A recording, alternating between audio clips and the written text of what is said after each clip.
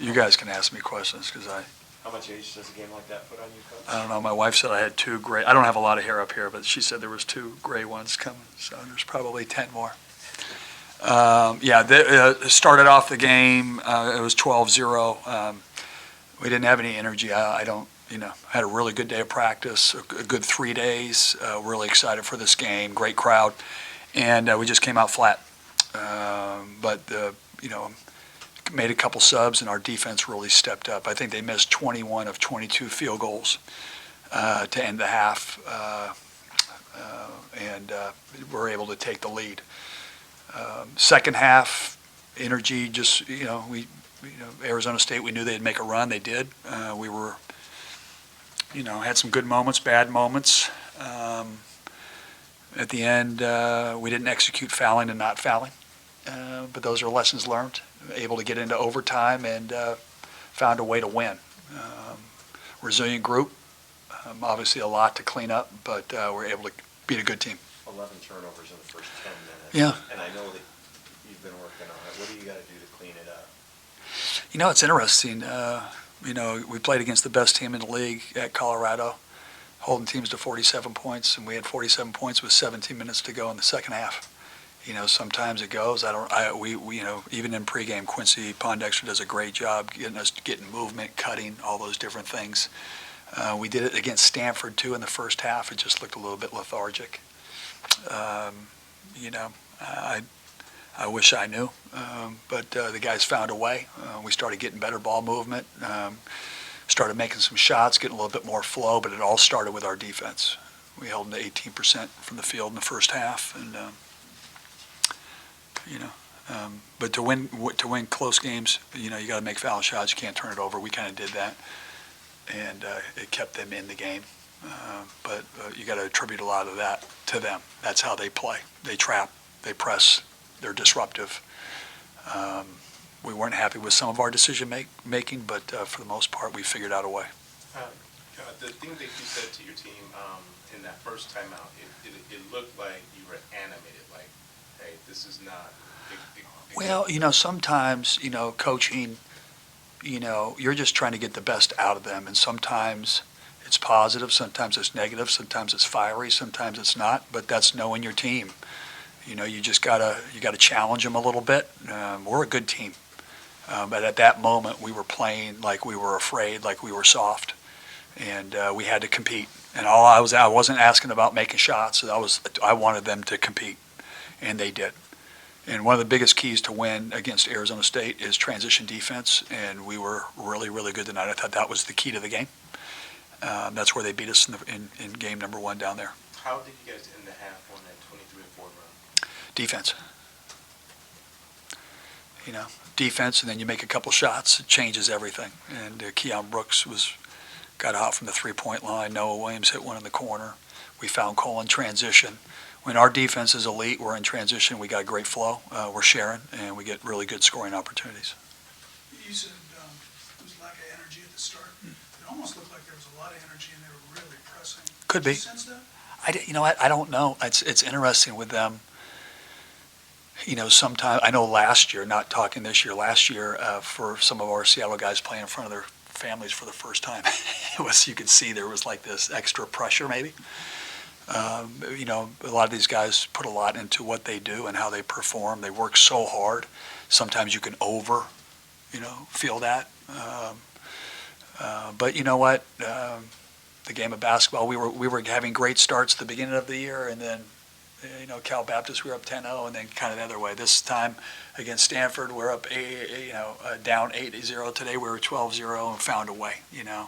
Long games and figuring it out. But obviously, we wish we had a better start.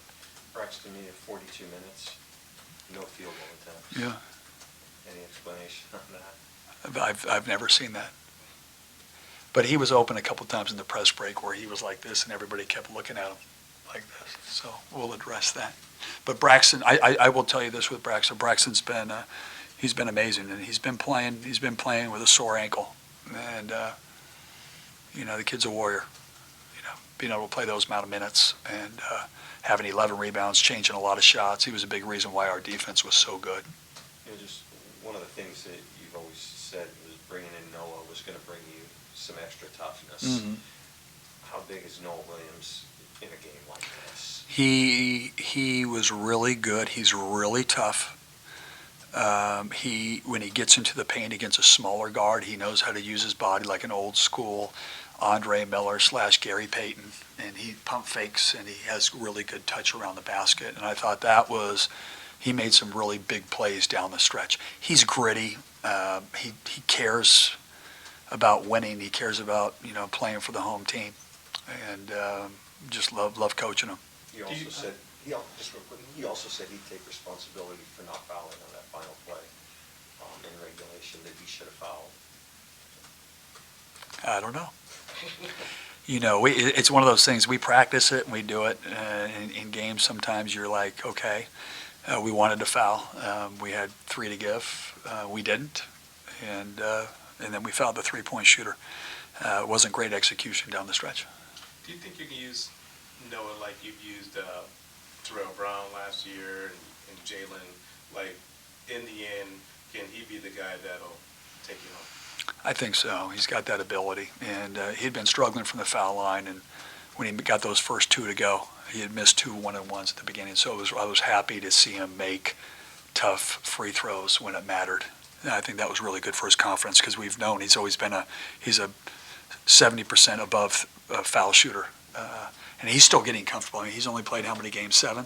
6 or 7 games since his injury, and so he's still, the conditioning aspect, the game aspect, the practice aspect, all those things are still, he's still evolving. And then, at those times when ASU has to foul, I think you guys were 8 for 12 at the free throw line in OT. How come Cole isn't taking those shots more? I mean, he's the best free throw shooter. Well, he got 1 1-on-1, or did he get 2? Was that in OT? Yeah, I don't know. But, at the end of the day, we always have them. We can have them in different parts of the court, and it all depends on who the open man is, especially when you're trapping, from taking him away or them fouling right away. We had Cole in transition once, and he had Braxton. He didn't know. He passed it to Keion. That's when Keion bobbled it. And I'm like, you got a timeout left. You can call it. I was trying to call it from the sideline. It was it was a minute 15 left. But yeah, in a perfect world, we'd love Cole to shoot all our foul shots. 90% shooter. Yeah, it's usually, trying to get the 3 guards in the game. You got to have somebody who can really take it out, and Noah does a great job in it. And then we had Corn and Keion, and then we were flashing Cole as the outlet, thinking that he would be the only guy. But sometimes it happens that way.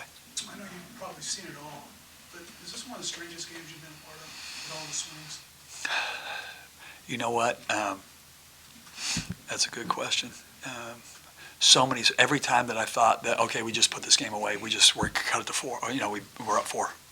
Now there's no 3 stay in front. The guy drives right down and makes it. And I was like, and Cambridge, the thing that makes Arizona State so dangerous is they take some shots, but they're scoring rhythm guys. And Cambridge, every time he raises, I'm thinking it's going in. He just has that kind of that look and feel. But I don't know if it's the craziest game I've been a part of, but there were so many swings that it felt like a stormy night on the ocean. You didn't know which way the wind was going to go. There was a lot of twists and turns. We just stayed with it. We stayed poised in terms of how we're going to coach, what we have to do to win. Certain guys came in the game even though they hadn't played a lot. P.J. Fuller didn't play a lot. We put him in for defense, made 2 big foul shots.